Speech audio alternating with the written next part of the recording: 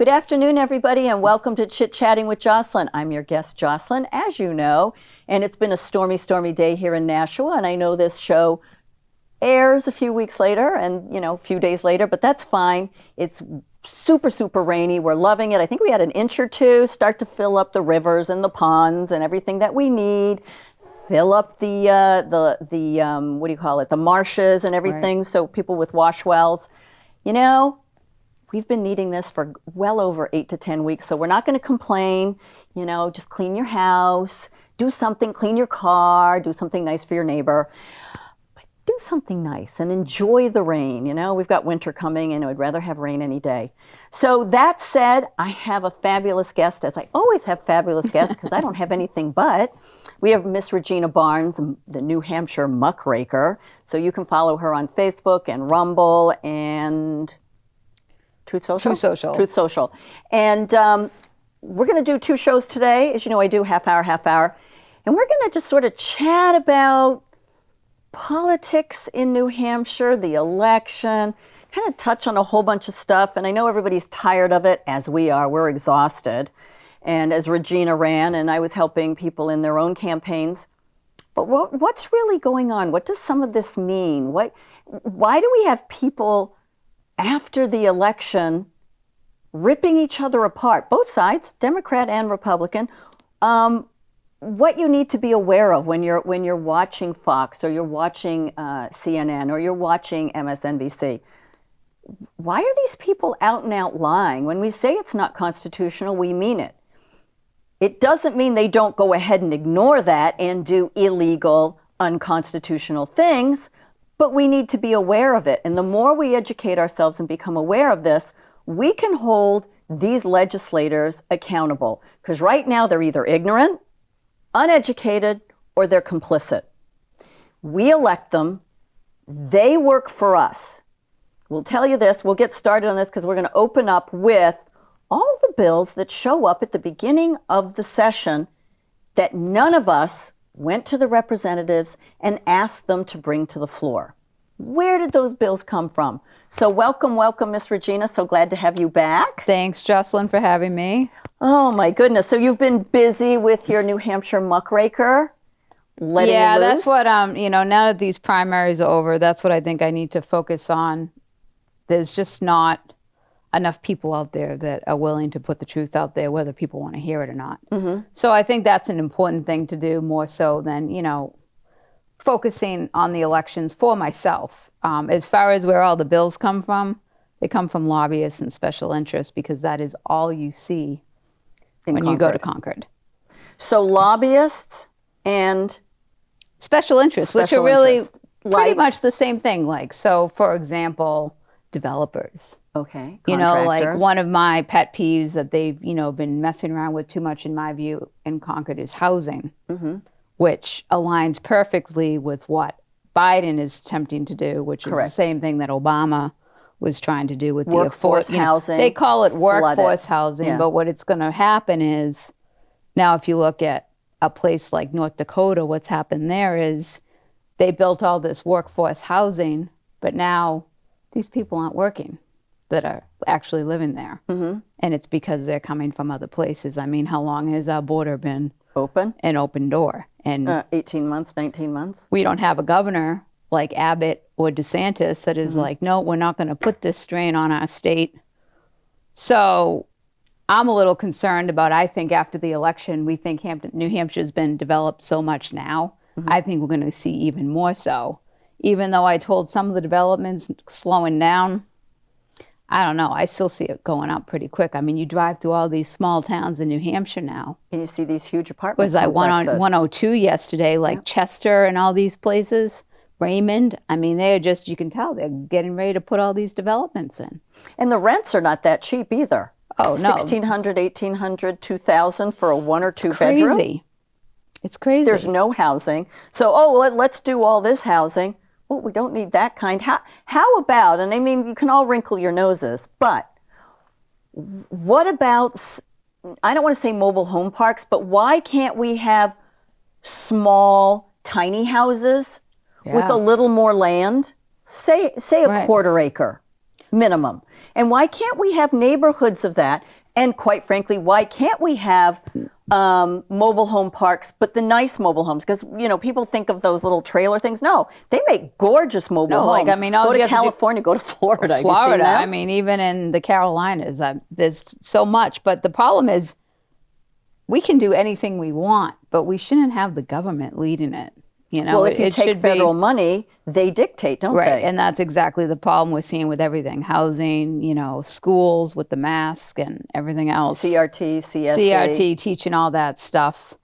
But one of the things that I think is important that the public really start doing, and some of us are going to try to start working on it for this upcoming legislative session before. And when does that start? Before the election, and that is to actually start sponsoring constitutional legislation that we actually want to see, like maybe even creating it ourselves. Well, isn't that the way it's supposed to happen? Right, it is. And then you find your sponsors based on their track record historically on who would sponsor the bill. So let's say we want some neighborhoods of tiny houses. Let's just pick that as an example because we just talked about it.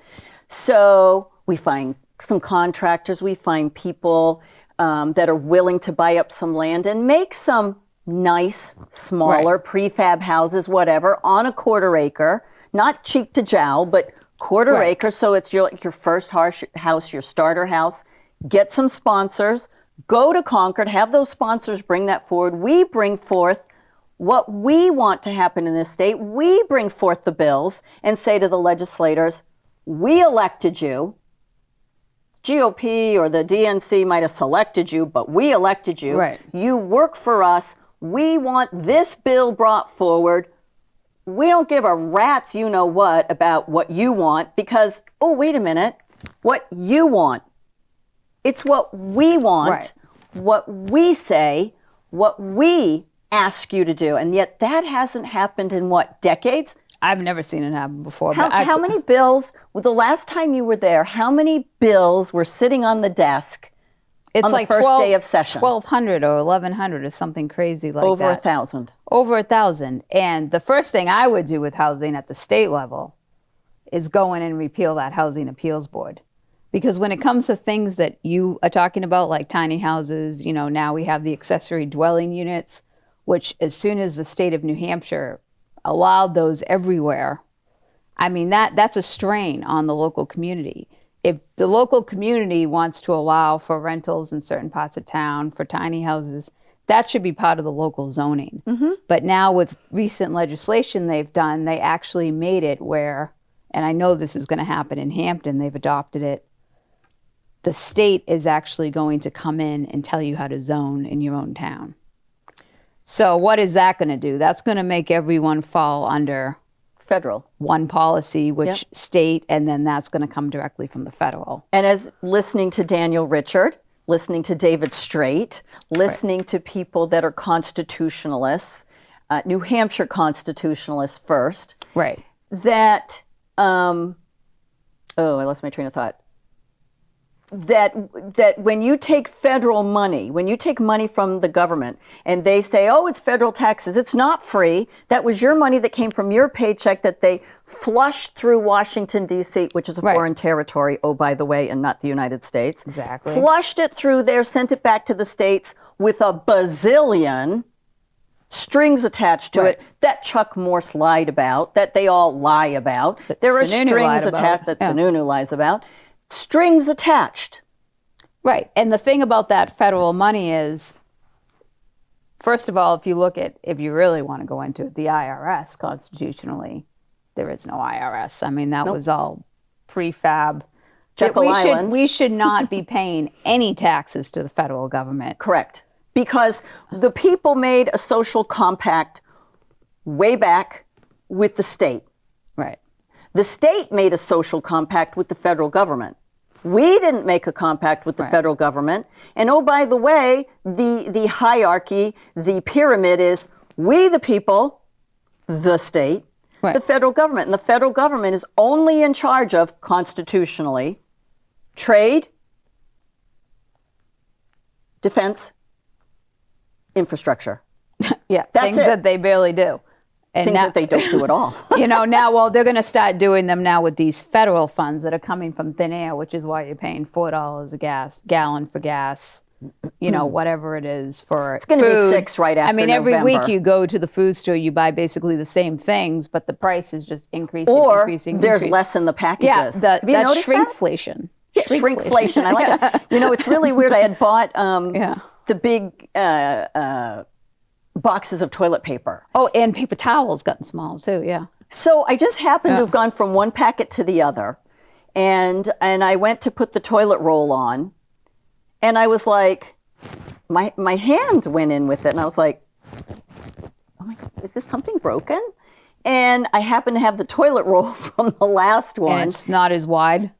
Yeah, it's like this. There's like an inch difference of wide. Some of them are the same, amount of sheets, but they're single ply. But there was like an inch difference. And I'm looking at it going, I'm paying more for less. Right. And this is across the board. Look at the boxes of cereal. You take the plastic out of it, and it's only half. It's all air. Right. And you got to be very careful with what you're eating now too. I'm sure but I was in Derry yesterday, and I'm thinking to myself, they got farms, they got everything on the side of the road on 102. I'm going to start going there like 2-3 times a month and buying all my stuff, because the food stores are they're getting atrocious. Not only are you paying more for less, but I'd rather pay the same, if not even a little more, and give it to the local guy that's raising eggs, cows that jabbed up with the steroids or whatever it is they put in there. Hormones and antibiotics. And dairy. They all say they're not, but And it's a lot less stressful than going to the food store, in my view. It's just take a nice drive to Derry and, pick up. Because, Hampton is not very good for that, but you go out to Derry or even Stratham, there's some great places to go to. That's good to know. I know when I go up through New Boston, I go up to see David at the Silver Pool and some of the other people, and there's a couple people that sell eggs on the side of the road, fresh eggs. Yeah. I buy from them. Oh, definitely. I buy from them. I want them raising chickens. The government knows that, and they're trying to, squash it down. Oh, they don't want that anymore. No, they don't want that. They don't want people owning houses. They don't want people owning the cars. That's what this whole EV thing is with the electric vehicles. Isn't that a joke? It really is laughable. And then if you watch Trump on, he was just totally being brutal about him. And he's like, never. And then the windmills for the energy and really, solar in New Hampshire, how is that going to work? Even now, like today, we've had We've had a few cloudy days in a row now. Yep. What is that going to do? How are you going to heat a home on solar if you don't get... Well, and the other thing is, if you do have 5 sunny days in a row, there's no technology to store the energy. They're like, oh, we have batteries. Batteries don't make energy. They just store them, and when it's gone, it's gone. Yeah, that's the same thing with the electric vehicles. Yeah. And the lithium, and you want to talk about, everybody's like, oh, save the children. Oh, we have to save the children. Do you know what the lithium for those batteries are? They're using little kids to dig, and digging for lithium destroys the earth 100 times more than fracking. Oh, definitely. But, nobody wants to hear this. And oh, by the way, when your car runs out of electricity or runs out of power, you go to the little charging thingamajig and plug it in. Watch Kamala Harris do it, because for some reason she plugs in the electric and she holds on to it like she's pumping gas. Honey, plug it in. There's a whole video of her doing it. I swear. She plugs it in. She's like, oh, this is how we do it. And she's holding it like she's pumping gas. It's electric. Plug it in and come back in 6 hours. So many people have. 6 hours for a charge. So many people have the, what are they, the Elon Musk car, the Tesla. I've seen so many of them in New Hampshire, like over the past few months. Yep. So it's like $15,000 to $25,000 to put a charging station in your house. And then to go to the charging stations, which are very few and far between. And oh, by the way, if it rains and it puddles, don't get electrocuted. Can you use them? And oh, by the way, when they run out of electricity, guess what? There's this like fake house behind them with a motor running that uses oil to make the electricity to charge the charging stations to charge your car. We don't have enough electricity for everyone to have an electrical car. Well, you've seen that in California. Right. So, I mean, and it's probably going to be even worse here because the cold weather is probably going to make the batteries not last, not even. They're already finding that. Right. I mean, that's like anything, you know. You have something in the wintertime that has a battery, you got to keep it On a in the house or something, trickle charge or something, or it's going to die. I mean, it's the stupidity is epic. And then they talk about carbon footprints. Oh, the carbon footprint. The United States has dropped the carbon footprint so low compared to China, India, China, Pakistan, is it Vietnam? Some of those where they have all these factories. China is putting up coal factories, 1 or 2 a week.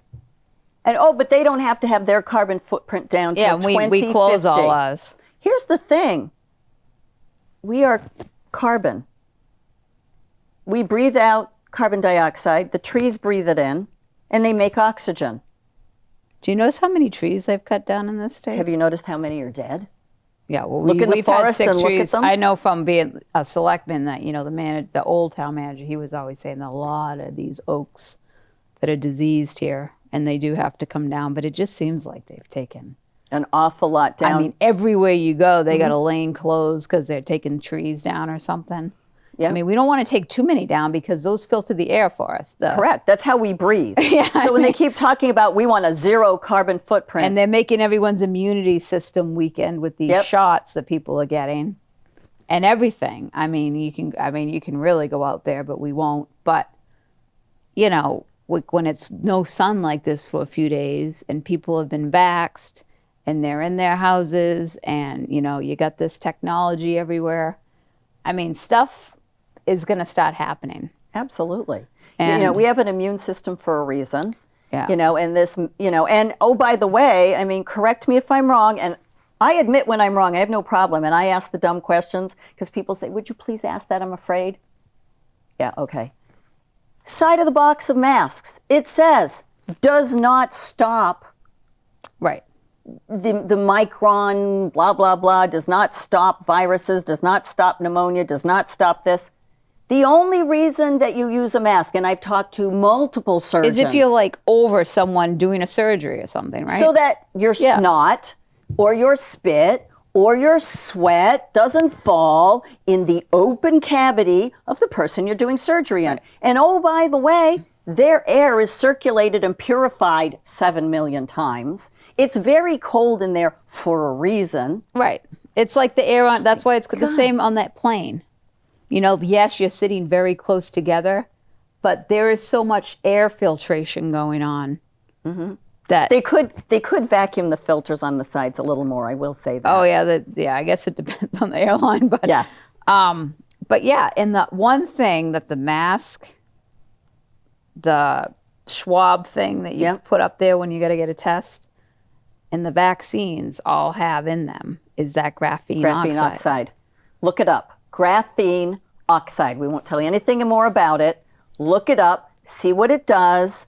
See what you think and what it does in the human body. But going into the wintertime, whether you've been vaxxed or not, I think it's very important that people try to, you know, get their natural immunity as strong as they can. Like when it's sunny, go outside. Take vitamin C, take zinc, take all the, you know, the stuff vitamin that you D, can everything. go and get in a natural food store, not at a doctor's office. Yep. Like that's the stuff that you need to be taking. Yeah. And I just found out that cilantro and which they put in the salsa. Yep. And chlorella or something it's called. You can get them in pill form. Are supposed to be good with removing metal toxins from your body. From the body. Nice. Yeah, the combination heavy metal of the two. detoxes So I'm going to good. be picking up that for the wintertime too. I love it. Now the thing I had started to say, so correct me if I'm wrong, but didn't 46 at the car show when he got into the what was it, $500,000, $400,000 gas-powered car? I forget what it was. I'm not a car person, but it was a luxury car. Was he able to figure out how to get in? He got in, turned it on, vroom, vroom, vroom. And and meanwhile, he's admonishing and yelling at people for not having electric vehicles. And what's the frigging car he gets into? Right. The $500,000, $500,000 car that's gas powered that he's vroom vrooming on. Well, who all these people that are going to meet for the global events, like the World Economic Forum? The private planes, the limos, the security, the this, the that. You know, they want us to hop on a bicycle or get some, you know. But we're peons. We're peons. We're still slaves. We're only good apparently, because I've been inside those taxes. electrical cars, and they ain't nothing, you know, not anything. I like my car way better, and it's 10 years old, you know, I mean. Absolutely. I don't know why people are so like. But we're saving the environment. No, you're not. You still have to charge it on a machine that uses oil to generate electricity. God, I sound like 46. Smack me. At that same car show, what does 46 say? The pandemic is over. Oh yes, now I know. I don't watch him, but now I understand what you're talking about because I'm hearing when that, you say, when the President of the United States says the pandemic is over, guess what? No more masks, no more forced anything, no more mandates, because he says that out in public. That's as good as an executive order. Kind of like when the president says that these documents are, what's the word? Not undeclared, when they... Oh, unclassified? Unclassified, declassified. Declassified, yeah. So much going on in our heads that we lose track of what the words are. Yes. But like when the president says, this is declassified, or he goes like this, it's declassified. Or he says to his staff, declassify everything. When the president says that, it is so. Right. Not sometimes, not only on Tuesdays, not only in what certain people think. He says it's declassified, it's declassified. Right. Secretary of State doesn't have that luxury, although everybody believes that, but it's not true. When the president stands there and says, there's no more pandemic, there's no more pandemic. No masks, and that includes hospitals. But guess what? All the people that own the hospitals, They can get away with it, they're gonna. Yep, because it's not medical people running them anymore. You know, there was something that happened during the governor primary that sort of came up. And I still don't think that it would be the governor's responsibility to go into the hospital and be like, you can't do this. Because to me, it'd just be like, I'd find a hospital where they didn't have those rules. Mm-hmm. And that's literally what we need to start doing as, you know, people of New Hampshire. Like, you know, you can't go in and tell a private sector, the government should not be able to go in and tell the private sector that they have to do something, even if it's the good thing to do or the right thing to do, because that's not, a government is not there to tell us what to do. Right, exactly. They don't have the authority to do it. Yep. Well, it's like these, you had mentioned the, I don't know if you called it a commission, but so we have the ballot vote commission and that you talked about. They're appointed. They're not elected. They're not even appointed. They were selected by the Secretary of State, who gave him authority. I have no idea. But that's my point. Right. I mean, I don't even try to figure out how they're working. But here's the whole thing. Absurd. We have three branches of government in the state and in the federal government. You got legislative, judicial, and executive. And they're not supposed to mingle, regardless of what people think. You cannot, the judicial branch can't go, oh, I don't feel good today. We're going to let the legislative branch, you know, have the authority today. Exactly. The governor can't say, I don't like you guys, I'm taking your authority. Nobody in the three branches can give theirs to another branch. Cannot. We know they do it, but hear us out. You cannot. They're doing it. They're breaking the Constitution. They're breaking the law. They're breaking their oath of office. Definitely. They are doing things that are not allowed. They do it anyway, and everybody goes, well, they've always done it. Yeah, but it's wrong. Yeah. Well, they've always done it. Well, you know what? I've always done 80 miles an hour down the highway, Regina, and I get stopped by a cop, and I'm going to go, well, I've always done it. You can't give me a ticket. You know what he's going to say? Get in the back of the car. You're arrested. Right. That's the same thing you people are saying when you go, but they've always done it. It's not an excuse. They've always been able to get away with it because the people have never held them accountable. Mm-hmm. And they do work for us. Right. And that's what needs to start happening at every level of government. School board.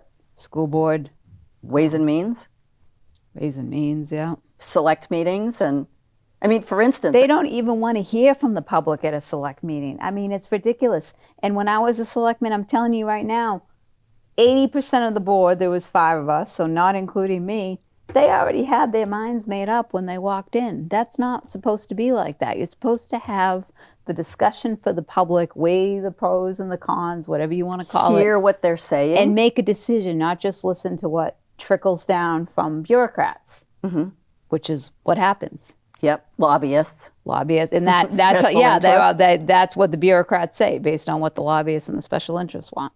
Because of the money. It's sickening. It's really sickening, and I'm just so frustrated by the corruption. And people go, yeah, it's always been corruption. Not like this, there hasn't. No, not like this, there hasn't. When you are paying $8,000, $9,000, $10,000, $15,000 in property taxes, and you're told, shut up and sit down, you've got no skin in the game, and they take your money for the schools, and you sit there and put up with it, have I got a bridge to sell to you? Right. It's sickening. And somebody will rip you up and down because you're going to put your mask on and you might, kill grandma. That's BS. It's your immune system. But that said, you'll rip people apart for something like that. I've had men back me into a wall saying, put your mask on. Don't tell me what to do. I say I don't have a mask. And I don't, because it makes me sick as a dog. Right. And, but you'll do that. You'll bully women. You'll physically touch women. You'll physically abuse each other. But you don't say anything about the property taxes going to the schools to teach, cover your ears, kids, anal sex, gender identity, upper and lower surgeries, all the above. It's disgusting. All right, on that note, we're going to take a break here, and we're going to come back on the next half hour and get even more specific. We intended to be general. I hope we were. But you know us. There's no halfway with Regina or Jocelyn. So we will see you on the next half. Thank you for joining me, Chit-Chatting with Jocelyn.